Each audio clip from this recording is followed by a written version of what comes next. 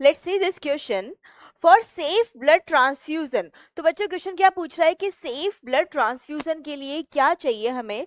Donors RBC should not contain antibodies against recipient serum.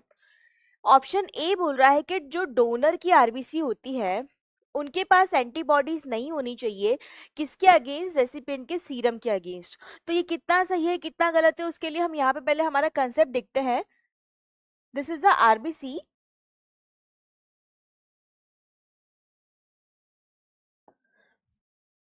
ठीक है बच्चों, अब आरबीसी के ऊपर क्या मिलता है वो हम यहाँ पर देखते हैं। तो आरबीसी के ऊपर बच्चों देखो एंटीजन मिलेगा कि एंटीबॉडी, वही हमें यहाँ पर देखना है। तो ये आरबीसी की सरफेस पे, आरबीसी की सरफेस पे आपको यहाँ पर जो प्रेजेंट मिलता है वो एंटीजन होता है। वो क्या होता है बच्चों, एंटीजन होता है।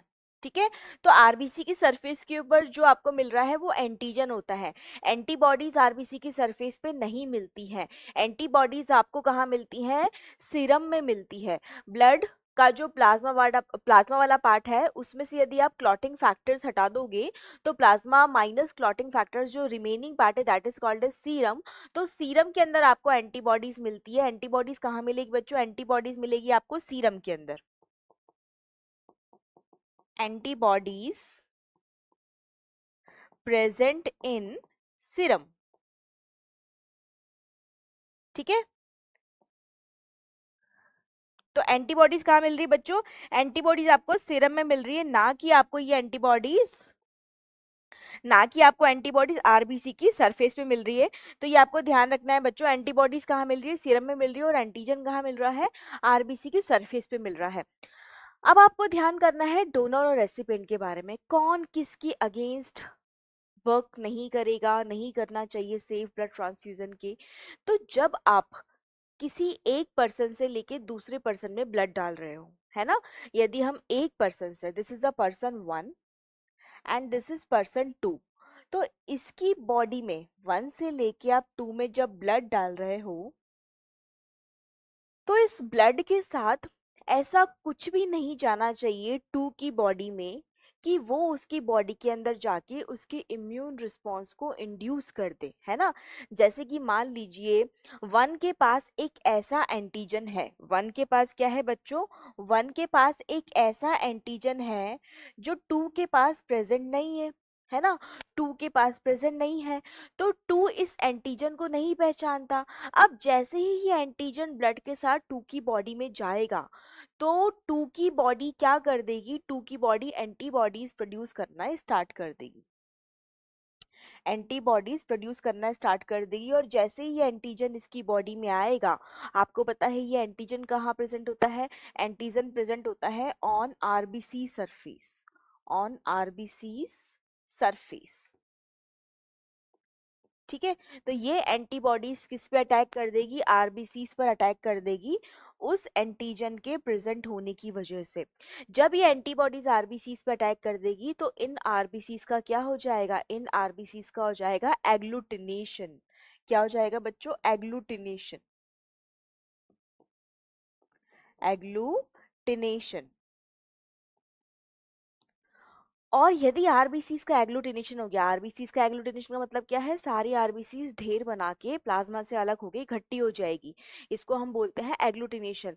और यदि आरबीसीज का एग्लूटिनेशन हो गया तो वो हमारे कोई काम की रहेगी नहीं। तो इस ब्लड ट्रांसफ्यूजन से मतलब क्या निकला। ठीक है, तो इसलिए आपको ध्यान रखना है कि आप ये डोनर है ना, 1 is donor, 1 is what, 1 is donor और 2 इज रेसिपिएंट। तो अब हमने क्या बोला, डोनर के पास ऐसा कोई एंटीजन, डोनर के पास उसकी आरबीसीज पर ऐसा कोई एंटीजन नहीं होना चाहिए जो 2 मतलब रेसिपिएंट की बॉडी में जाके एंटीबॉडीज फॉर्मेशन स्टार्ट कर दे जो कि उस एंटीजन पे अटैक कर दे। ठीक है, तो अब आपको यहाँ पे ऑप्शन अपना तलाशना है। Donors RBC should not contain antibodies, तो ये तो गड़बड़ है ना, डोनर की आरबीसी तो वैसे भी एंटीबॉडीज कंटेन नहीं करती है, आरबीसीज ही एंटीबॉडीज कंटेन नहीं करती है। आरबीसीज तो क्या कंटेन करती है, उस ब्लड ग्रुप का एंटीजन कंटेन करती है। तो ये जो ऑप्शन है वो रॉन्ग हो जाएगा, ठीक है। इसके बाद लिखा हुआ है recipient serum should not contain antigen. तो अभी हमने क्या बात करी बच्चों कि जो सीरम होता है, सीरम के अंदर क्या प्रेजेंट होता है, एंटीबॉडीज प्रेजेंट होता है। सीरम के अंदर एंटीजन प्रेजेंट होता ही नहीं है, तो रेसिपिएंट है चाहे डोनर है, उसके सीरम में आपको एंटीजन नहीं मिलेगा, तो ये ऑप्शन भी रॉन्ग हो जाएगा, है ना।